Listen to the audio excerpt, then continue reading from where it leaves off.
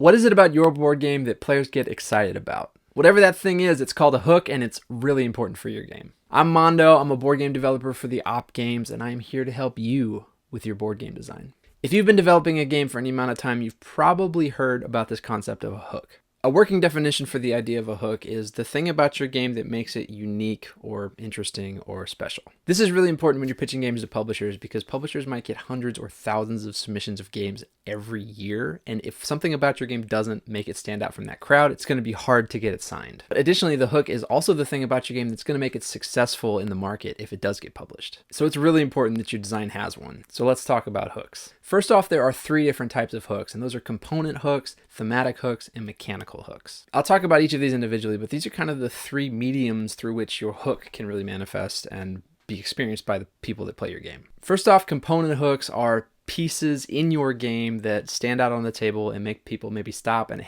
ask, hey, what game is that? This can be the pieces themselves that are new or interesting, or new and unique ways in which the pieces are used. An example of this would be the tree in Everdell. It doesn't really serve all that much of a function, but it's a thing about the game that people are going to notice when they're walking by. The second type of hook is thematic, by which I mean the story that your game is telling, which is usually communicated pretty well on the cover of the box or on the sell sheet that you submit to publishers. A game like Wingspan was successful because people who maybe aren't into board games but love birds could see that game and be curious about what that game was like. Wingspan's a tough example because it also had a lot of hype that was generated because of a lot of things, but you get the idea. The third type of hook is the mechanical hook, by which I mean the sequence of play, the decisions that are being made, the mechanics of the game. Some examples of good mechanical hooks are the asymmetry in Root, where every player is playing a different character that's essentially playing a different game, but it all works in the context of the same system. And while that makes the game hard to learn, players that learn it love it. Another one is Furnace, where you use your discs to bid on different cards, but there's compensation for the cards that you don't win, so it becomes as important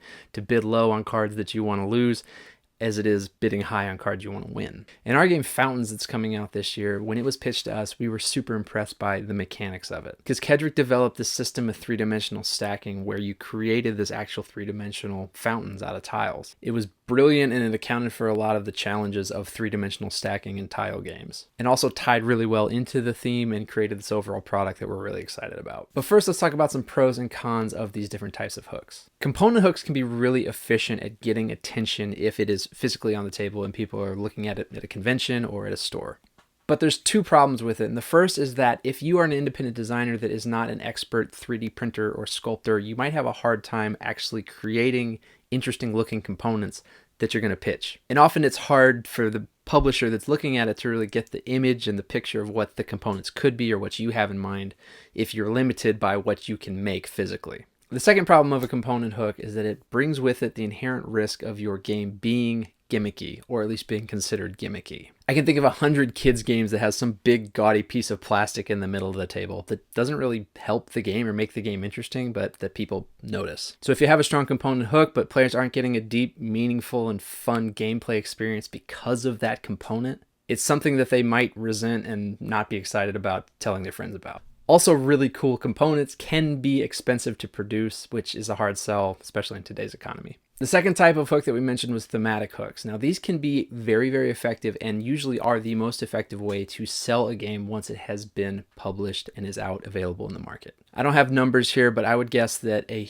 large majority of board game purchases are done because of the artwork, which communicate the narrative theme, which again can be a hook for your game. And while this can be a very effective way to sell your game, it's also important to, again, make sure that the gameplay in the game supports the theme and feels like the expectation that players might have going into it. I don't want to name names here, but there was a game that was a big release at Gen Con last year that had a really interesting theme and story, and I played it and it was just a mechanical mess. I was 3/4 of the way through the game and still didn't really understand how everything worked. And that was because the design started as a thematic concept that they then tried to build mechanics into to support and tell that story. But those mechanics weren't cohesive enough with one another that they were hard to learn and not very intuitive. So if the primary hook of your game is thematic, you need to make sure that your playtesters are still having a good time playing the game and that the gameplay, again, supports that theme and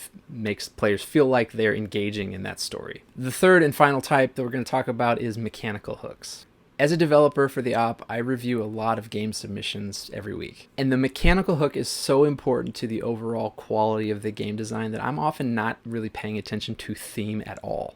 What I look for is interesting and unique mechanics or implementation of mechanics in exciting, fun ways that create good gaming experiences or interactions or memorable moments. And while the box cover art is going to sell your game a lot more effectively than the mechanics inside, if players play the game because of the theme and they don't enjoy it or they don't have a good time, they're less likely to want to play it again and ultimately share it with their friends, meaning that the potential that your game has to be successful in the market is very, very limited. So the mechanical hook of your game, I think, is the most efficient way to have a successful overall game. And the only con that I can think of developing a mechanical hook is that you might have a theme that feels pasted on or like it isn't connected with the mechanics, which I believe is forgivable in the market. If the game is really good and interesting, no one is going to complain, or it's not going to be ruined because the theme isn't exactly reflective of the mechanics and vice versa. We can look at a game like Hive and see that, the theme of bugs is kind of irrelevant to the gameplay, but the mechanics are so solid and so fun that it's still a great game that people love. Obviously, you want your theme and your mechanics to integrate and work well together, but in my personal opinion, I think mechanics are so much more important for a game to be good than theme is. I might be overstating that, but let's move on. So if you're developing a game, there are 3 steps that you need to do in regards to your hook. The first is to identify what it is. The easiest and most effective way to do this is to pay attention to the feedback that you're getting from your playtesters when they talk about their experience playing your game. If there are certain turn sequences or exciting moments that your players talk about after playing and then maybe remember later on, that's probably your hook, or your hook is somewhere in there. So identify what that is. And you can even ask your playtesters, what about this game is special, or what about this game is unique, or if you had to describe this game to somebody in 2 sentences, what would you say? Which will give you some indication of the pieces that they remember or think are really cool or important. Or they might tell you that, hey, there is no hook, there's nothing about this game that stands out, which is good feedback too, because you'll know that you have work to do. The next step is to design and develop to your hook. When you know what that thing is that players love doing the most, try and make sure that they get to do that. Everything else in your game needs to exist to support that thing. Have your systems be informed by that process, or build turns around that process, or, it's different for every game, but try and find ways to make that thing more and more important in the context of what players are doing. And step 3 is to elevate that thing, which means you might have to get rid of other systems. We evaluated a game this year that had a really interesting tile laying and player interaction piece, but there was also this money economy that actually held players back from doing the fun thing if they didn't have enough money to participate. So our recommendation there was just to get rid of money, and it was such a better game because of it. A complicated game doesn't necessarily mean it's a good design, so don't be afraid to get rid of those things that are holding players back from the best parts. So wrapping up here, it's important to know what your hook is and to develop your game so that it makes that thing possible and available to players as much as it can be.